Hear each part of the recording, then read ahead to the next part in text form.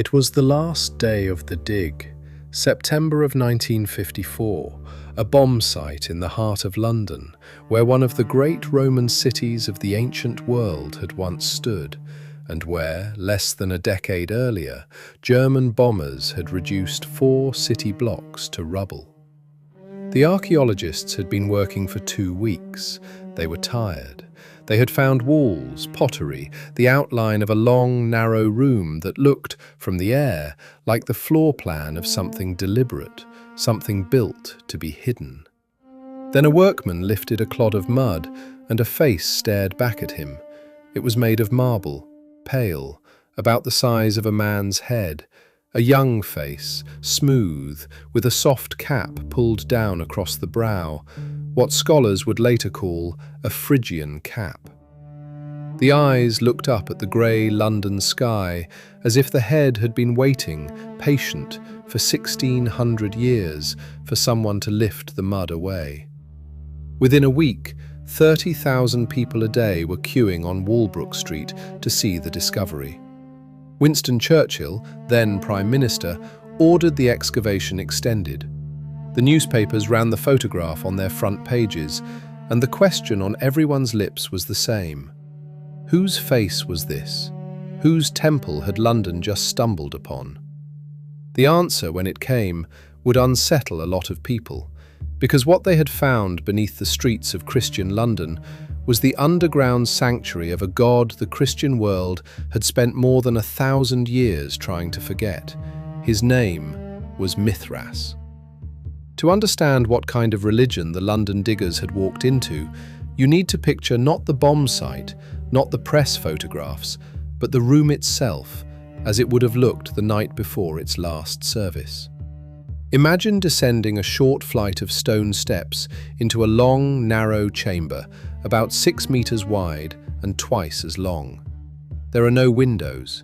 The only light comes from oil lamps burning along the walls and from torches set on either side of an altar at the far end.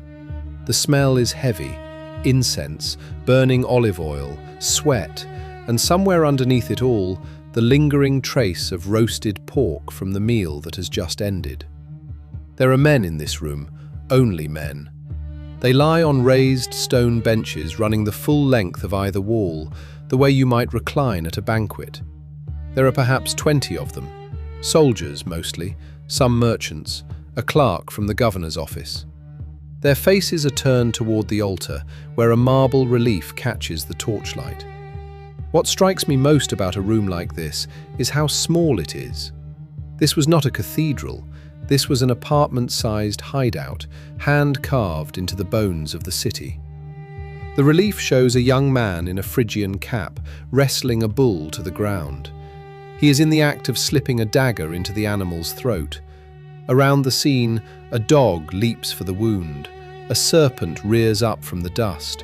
A scorpion grips the bull's testicles, and from the bull's tail, improbably, impossibly, a sheaf of wheat is sprouting. This is the central image of the cult of Mithras, the tauroctony, the bull slaying. And for 300 years, in cave temples just like this one, scattered from northern Britain to the Syrian desert, it was the most carefully guarded image in the Roman Empire. According to the German scholar Manfred Klaus, whose study of Roman Mithraism has been the standard scholarly account for nearly 25 years, archaeologists have now identified the remains of around 420 Mithraic sites across the territory of the empire. Roughly 700 surviving versions of the tauroctony scene, about 1,000 inscriptions, and in the city of Rome alone, by some estimates, as many as 690 such temples once operated beneath the streets at the height of the cult's reach. 690 in one city. 3 things stand out to me about that figure. The first is the secrecy. None of these rooms advertised themselves above ground. The second is the consistency. Mithraea in Britain, in Syria, in North Africa follow nearly the same floor plan, as if the design itself had been encoded in the rite. And the third is the silence. Here's what I find striking about that silence. On any given evening in 2nd century Rome, somewhere in the neighborhood of 15,000 initiated men were eating bread and drinking from a cup in a darkened room beneath a relief of a god killing a bull. And almost nothing about what they were doing, not the prayers, not the meaning of the images on the walls, not even the name of the god's mother, if he had one, was ever written down. What we know about Mithras, we know because we dug it up. The cult had 7 grades of initiation, and we know their names because they were preserved on a mosaic floor in the harbour town of Ostia at a temple now known as the Mithraeum of Felicissimus. You started as a corax, a raven. You served the higher members their meals. If you were trusted, you advanced to Nymphus, the bridegroom, then to Miles, the soldier, where, according to the Christian writer Tertullian, you were branded on the forehead with a hot iron. Above that came Leo, the lion, where your hands and mouth were purified with honey instead of water. Then Perses, the Persian. Then Heliodromus, the courier of the sun. And finally, if you ever got there, and most men did not, you became Pater, the father, the high priest, the keeper of the mysteries.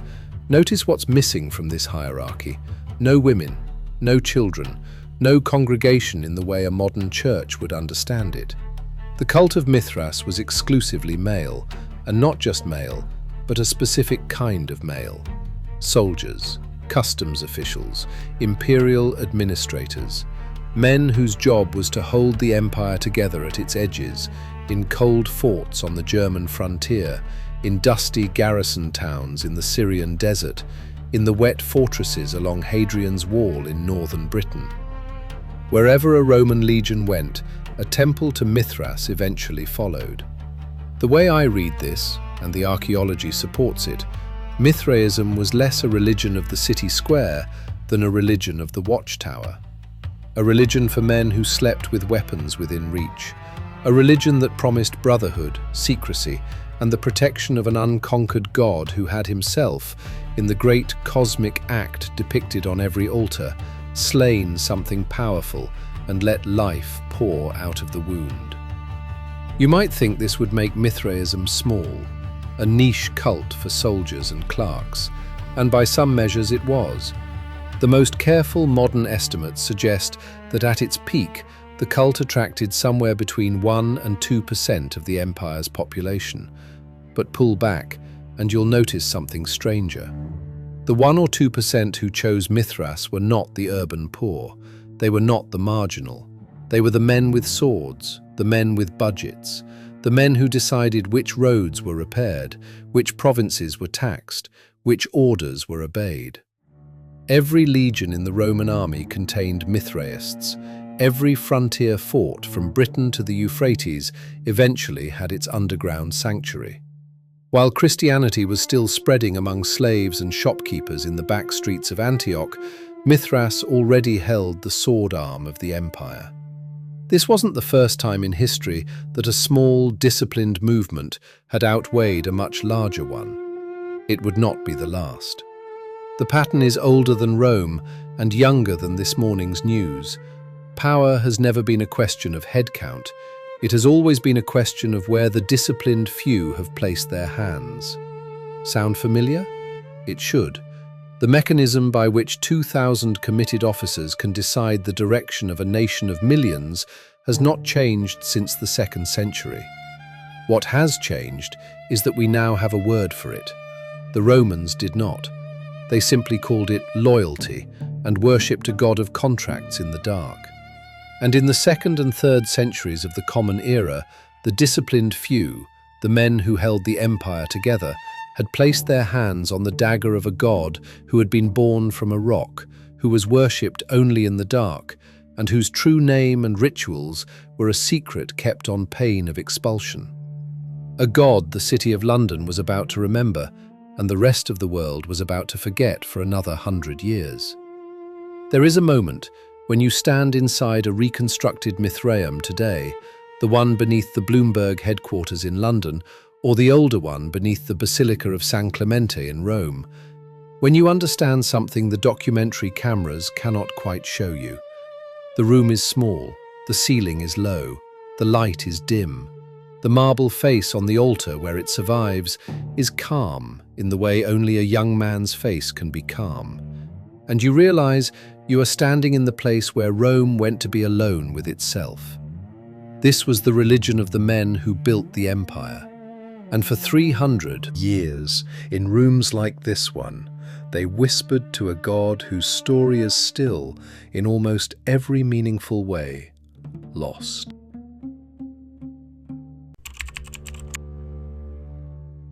There is a document written around the year 155 that has survived for nearly 19 centuries. It is a letter of sorts, a long, formal defense of a new and illegal religion addressed to the most powerful man in the world.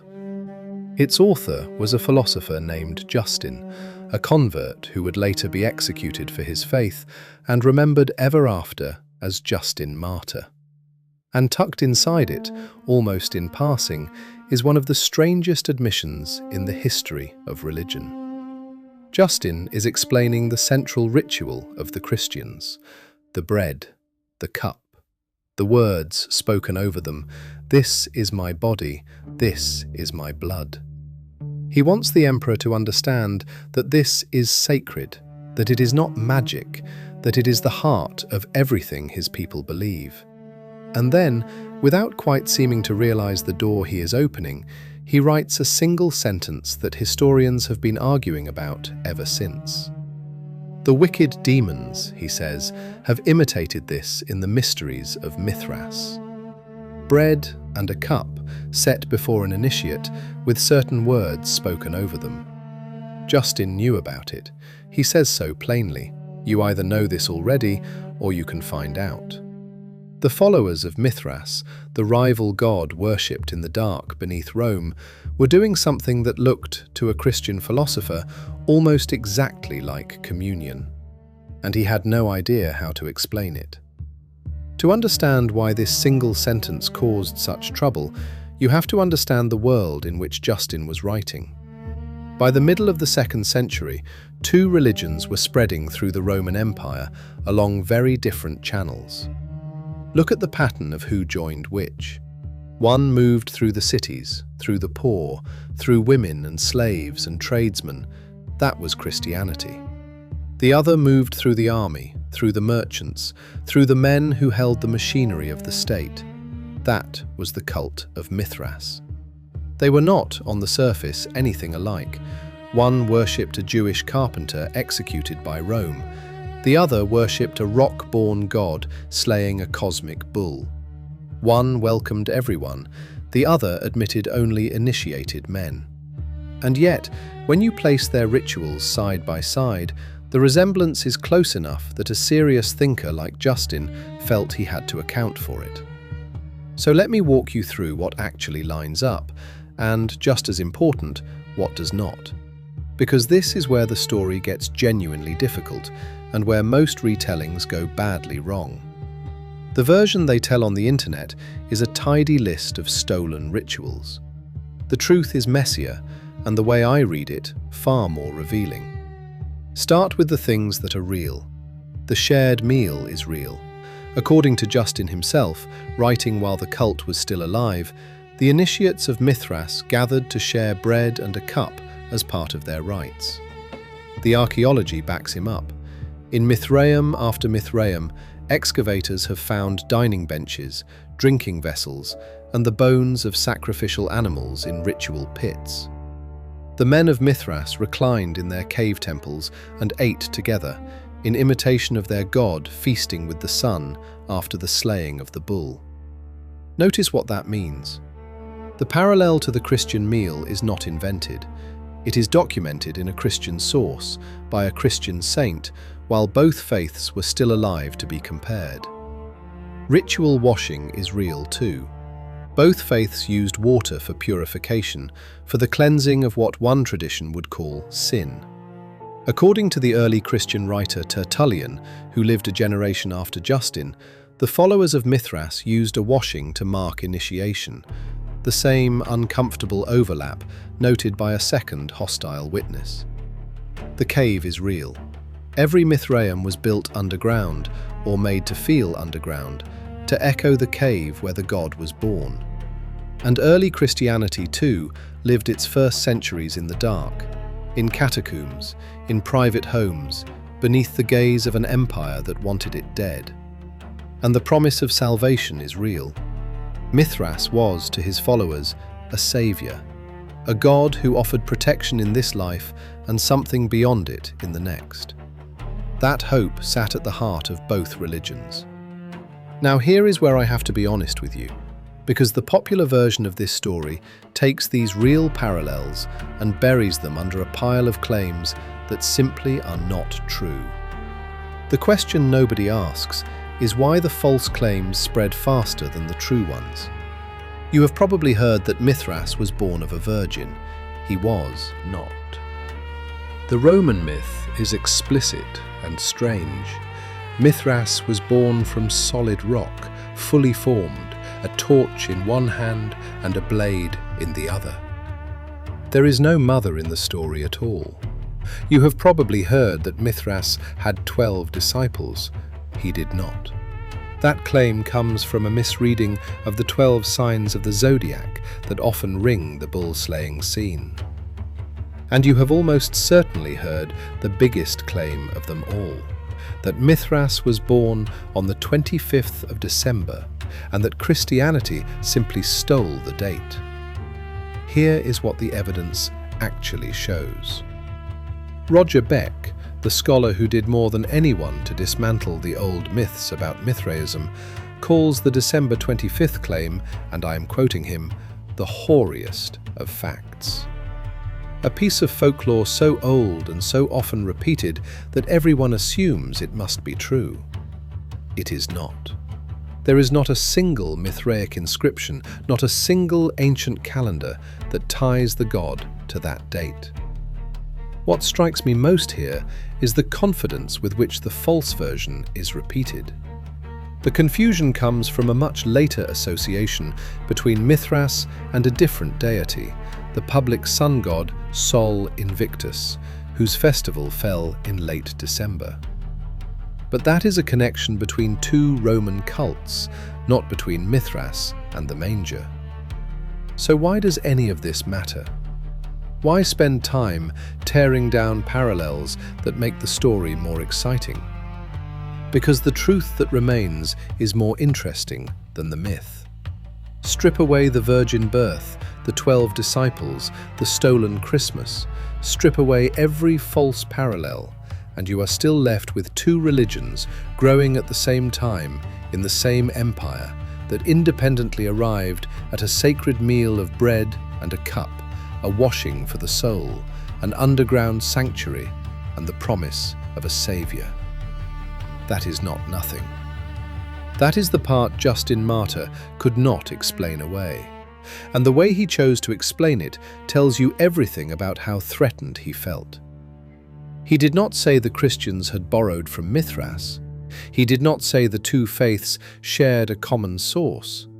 He said something far more astonishing, that the demons had done it on purpose, looking ahead in time, seeing what Christianity would become, and counterfeiting its most sacred rituals in advance, planting them in the cult of Mithras to deceive future believers. Think about what that argument requires. It requires demons with foreknowledge. It requires a conspiracy stretching across centuries. It is, frankly, an extraordinary thing for a careful philosopher to commit to writing. And he committed to it because the alternative, that the resemblance was simple coincidence, or worse, that his own faith had inherited something from a pagan rival, was, to him, unthinkable. You might think this is ancient history, a quirk of one anxious second-century mind. But the same reflex runs through every argument you will see online tonight. Sound familiar? Here's what I find striking about Justin's solution. It is the response of a man who has seen something he cannot unsee, and who would rather invent time-traveling demons than admit the obvious. We still do this. When two things resemble each other in a way that threatens our story about ourselves, the mind reaches for almost any explanation, however elaborate, before it reaches for the simple one. Modern scholarship mostly rejects both extremes. The German historian Manfred Klaus, whose study of the cult is the standard account, doubts that either religion copied the other. His view is that both were heirs to the same vast world of Greek and Eastern mystery cults, that the shared meal and the ritual washing were simply in the air, common property of a dozen faiths competing for the same anxious souls. That may be the least dramatic answer. It may also be the correct one. And it leaves us with a quieter, stranger truth than the myth ever offered. Two religions did not need to steal from each other to look alike. They only needed to be born of the same hungry world, reaching for the same things in the dark: a meal, a washing, a God who would not let them stay dead. History doesn't teach us that one faith robbed the other. It teaches us something humbler and harder to sit with: that human beings, faced with the same fears, will build remarkably similar answers and then insist their answer was the only true one. Justin Martyr looked across the candlelit gap between his church and the cave of Mithras, saw his own reflection staring back, and called it the work of demons. He was wrong about the demons, but he was right that something uncanny was happening.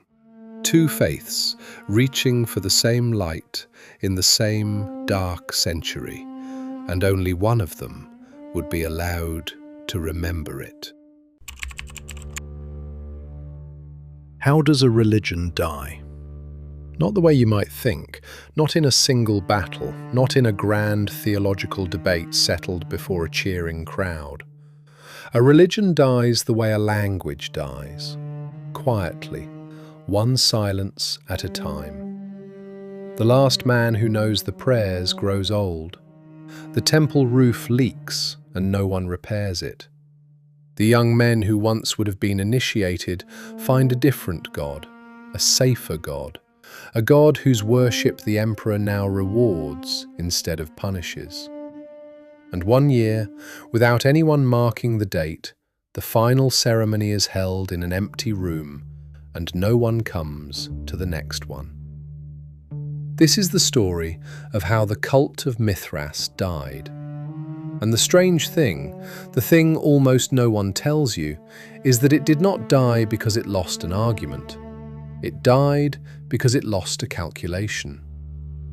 For 3 centuries, two religions had grown side by side in the Roman Empire.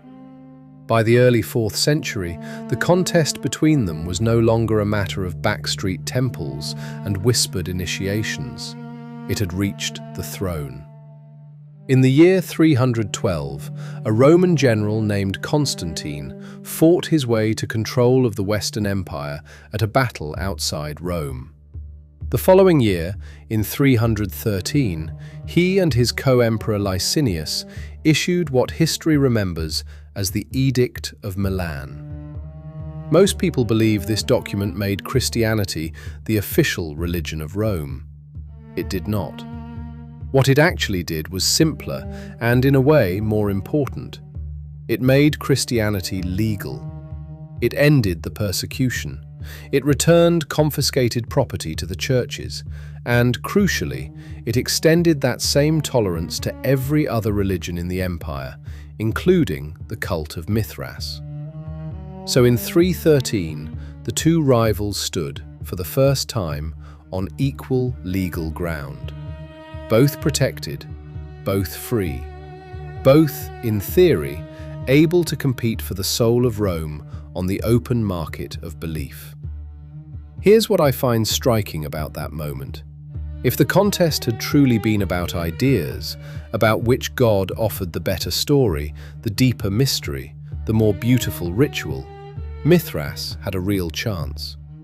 His cult was ancient-feeling, exclusive, demanding, woven into the most powerful institution in the empire, the army. But the contest was not about ideas. Look at who benefited from each faith, and the outcome stops being a mystery. And within a single human lifetime, Mithras would be not just defeated, but illegal, his temples shattered or sealed beneath the earth. To understand why, you have to look at who could actually be recruited. And this is where the cult of Mithras carried, from its very first day, the seed of its own extinction. Mithras admitted only men. No women, no children, no families gathered together in worship. Notice what that means for the long arithmetic of survival. A religion that excludes half the population does not simply grow more slowly. It cannot replenish itself the way a family faith can. There were no Mithraic households raising the next generation of believers at the dinner table. Every single initiate had to be recruited fresh, as an adult, almost always a soldier or an official, and brought through years of grueling initiation. The way I read this, Mithraism was built like an elite fraternity in a world that was about to be won by something built like a family. Christianity was the opposite in every structural way that mattered. It welcomed women, who in turn raised Christian children. It welcomed the poor, the enslaved, the marginal, the very people the cult of Mithras had no interest in. It offered membership not after years of secret trials, but after a single washing and a confession of faith. One religion was a locked door, the other was an open one. And when an emperor went looking for a faith that could unify and control an entire population, only one of them could do the job. This wasn't the first time in history that the more exclusive, more prestigious institution lost to the more open one.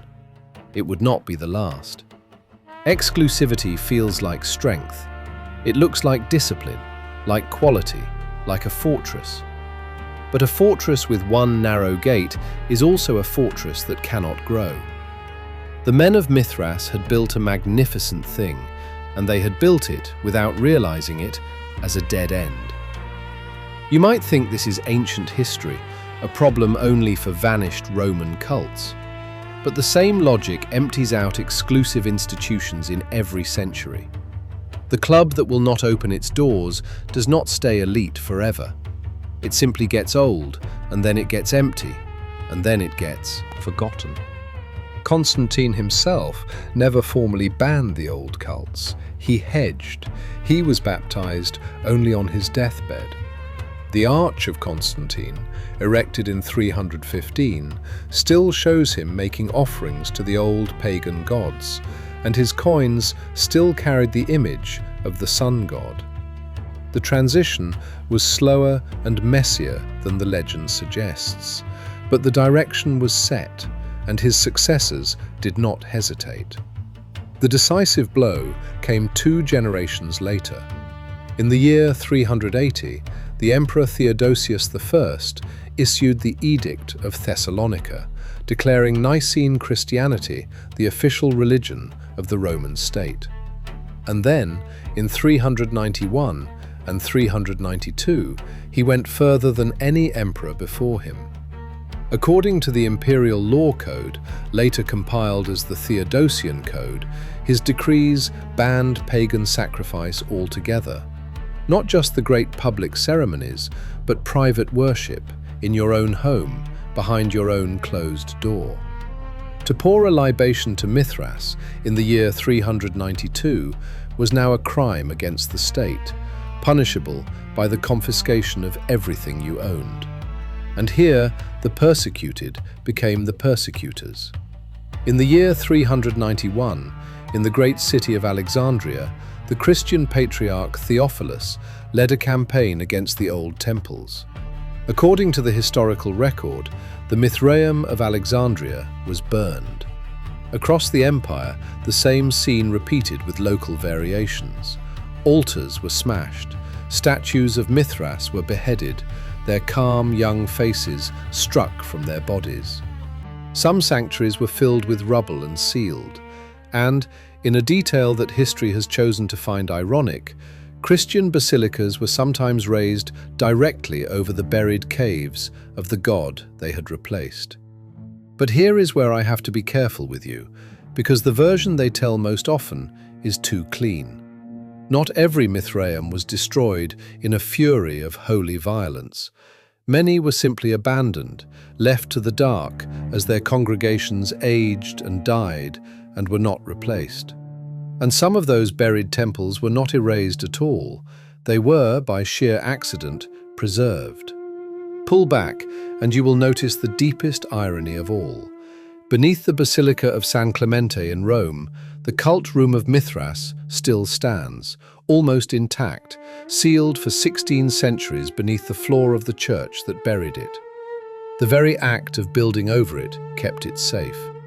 The Christians who filled that room with earth were not, in their own minds, preserving anything. They were burying a rival. And yet, because they buried it rather than scattering it, we can walk down those steps today and stand where the soldiers once reclined, beneath the relief of the bull and the blade. What this tells us about how history actually works is unsettling. The things that survive are rarely the things someone tried to save. They are, just as often, the things someone tried to bury and did the job carelessly. The Mithraeum of Dura Europos survived because a city was destroyed and filled with sand. The London Temple survived because it sank into the mud of a forgotten river. And the sanctuary beneath San Clemente survived because the people who hated it chose to entomb it rather than smash it. So the cult of Mithras ended. By the close of the 4th century, the god of the legions, the unconquered one, the slayer of the cosmic bull, was effectively extinct. The men who had worshipped him in the dark were gone, and the new faith stood alone in the light, the single legal religion of a dying empire. The story should end there. A rival defeated, a temple buried, a god forgotten. That is how the official account closes the book. History doesn't teach us that the strong always win. It teaches us something more uncomfortable, that the institution which survives is the one built to outlast its own founders, and that the cult of Mithras, for all its discipline and prestige, was never built to survive a single empty generation. But a buried thing is not a destroyed thing. The men who sealed those caves had not finished their transaction with Mithras. They had taken his temples, they had taken his silence. The question that remains, the question waiting in those dark, preserved rooms beneath the churches of Rome, is what else, in the long centuries of burial, they quietly carried up into the light with them.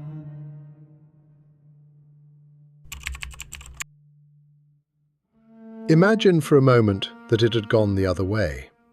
Imagine that the cult of Mithras had opened its doors to women, that it had welcomed the poor and the enslaved alongside the soldiers and the clerks, that it had let families raise their children in the faith. Imagine that when the emperors went looking for a religion to bind the empire together, they had chosen the god of the bull instead of the god of the cross. It is not as far-fetched as it sounds. For a brief window in the 3rd century, both faiths were spreading, both were powerful, and the men who held the swords of Rome knelt to Mithras in the dark. In that other world, our calendars might still bend around the death of a bull.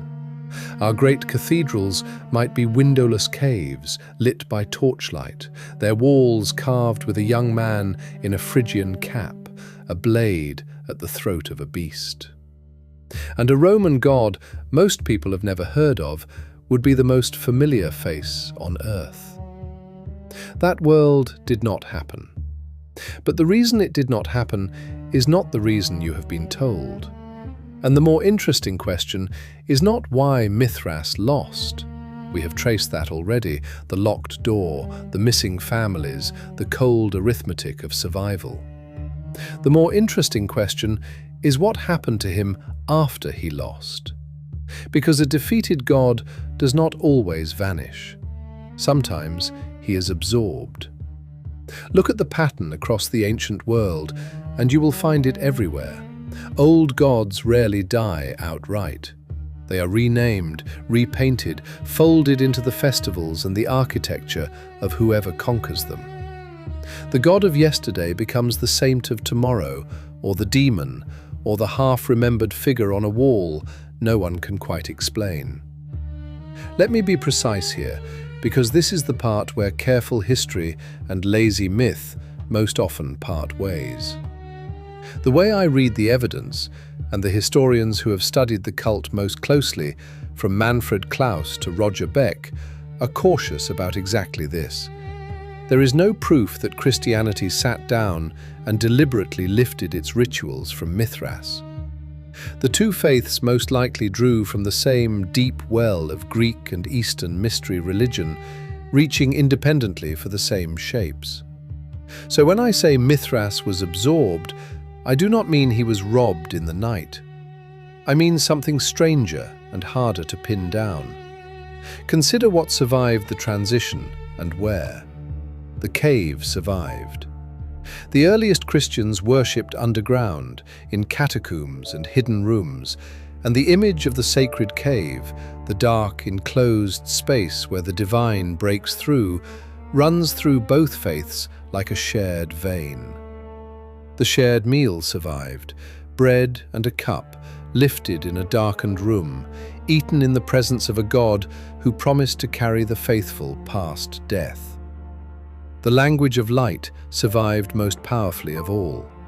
Mithras was the unconquered sun, the light that triumphs over darkness. And the faith that replaced him would describe its own founder again and again as the light of the world, the dawn that no night could swallow. Notice what is happening here. These are not stolen objects you could carry out in a sack. They are deeper than that. They are instincts, atmospheres, ways of imagining what holiness feels like. When two religions share a city for 300 years, when their members live in the same garrison towns and shop in the same markets and bury their dead in the same soil, the boundary between them does not stay sharp. Ideas seep, images migrate. The winner does not need to steal from the loser. The winner simply breathes the same air and keeps breathing it after the loser is gone. What this tells us about how faiths actually form is humbling. No religion is born in a sealed room. Each one grows in a crowded world, surrounded by rivals, absorbing the shapes and sounds and instincts of everything around it, whether its followers admit it or not. And here's what I find most striking of all. The things Christianity did not take are just as revealing as the things it kept. It did not take the bull. The tauroctony, the single most important image in every Mithraeum, the god slaying the beast to bring life from death, that vanished completely. It did not take the 7 grades of initiation, the raven and the lion and the father, the slow climb through the planetary spheres. And above all, it did not take the locked door. The one rule that had doomed the cult of Mithras, men only, initiates only, secrets kept on pain of expulsion, was precisely the rule the new faith refused. Christianity kept the cave and the meal and the light. It threw away the exclusivity. And that, more than any theological argument, is why one God is remembered and the other is buried beneath his rival's church. You might think this is ancient history, a quarrel between dead religions that can have nothing to do with you. But walk into the Basilica of San Clemente in Rome today. Buy a ticket. Descend the stairs, past the 12th century church, past the 4th century basilica, down to the cold, damp room at the bottom where the altar of Mithras still stands, where you can still hear water running through an underground channel that has not stopped in 2,000 years. According to the archaeological record of the site, that lowest level holds a Mithraeum carved into a Roman house at the end of the 2nd century. You are standing inside the literal foundation of a Christian church. And the foundation, is a temple to another god. That is not a metaphor, that is architecture. The new faith was built, in the most physical sense imaginable, on top of the one it replaced, and the older one is still down there, holding part of the weight.